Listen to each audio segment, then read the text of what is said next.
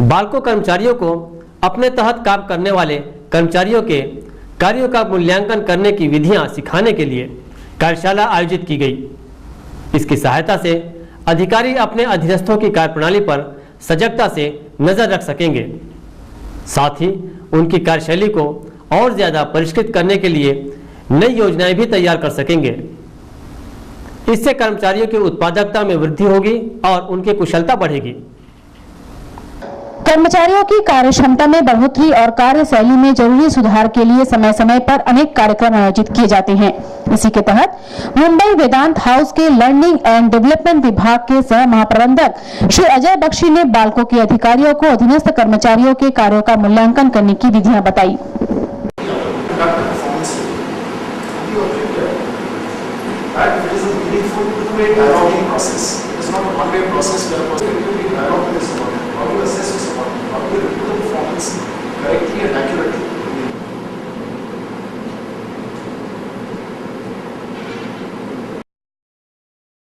Assessor is a person who is doing the appraisal, who is assessing the assessment. In certain words, cost will be the reviewer. Now, virtually in all functions, you will be having an Bharat aluminium company limited शून्य दुर्घटना का लक्ष्य पाने के लिए कृत संकल्प है। इसी उद्देश्य से बाल्को के प्रशिक्षु स्नातक इंजीनियरों को कार्यस्थल पर दुर्घटनाओं से बचने के तरीके सिखाने के लिए सेफ्टी परमिट प्रणाली पर कार्यशाला का आयोजन हुआ।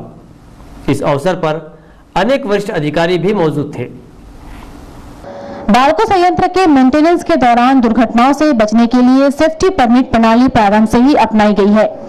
बाल्को विस्तार परियोजना में यह तरीका अभी अपने प्रारंभिक चरण में है, इसलिए यहाँ कार्यरत प्रशिक्षु स्नातक इंजीनियरों को इस प्रणाली के विभिन्न पहलुओं से रूबरू कराने के लिए कार्यशाला का आयोजन हुआ।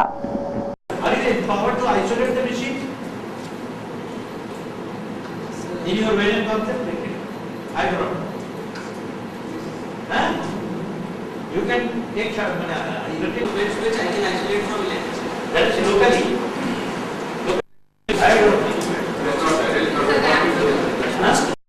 बाल्को लर्निंग सेंटर में सेफ्टी परमिट प्रणाली पर हुई कार्यशाला में बाल्को विस्तार परियोजना के सुरक्षा सलाहकार श्री M.K. भट्टाचार्य ने बताया कि कार्यस्थल पर मेंटेनेंस के दौरान दुर्घटना होने की अधिक आशंका होती है, इसलिए किसी भी तरह से रखरखाव संबंधी कार्य से पहले सेफ्टी परमिट लेना जरूरी है।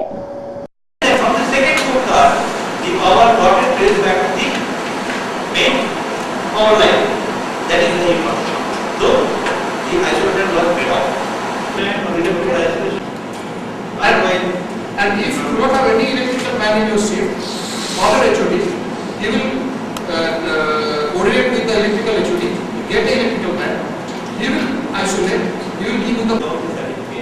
ये जो वर्कशॉप हुआ है, ये वर्कशॉप था on the use of and introduction of the work permit system in the plant.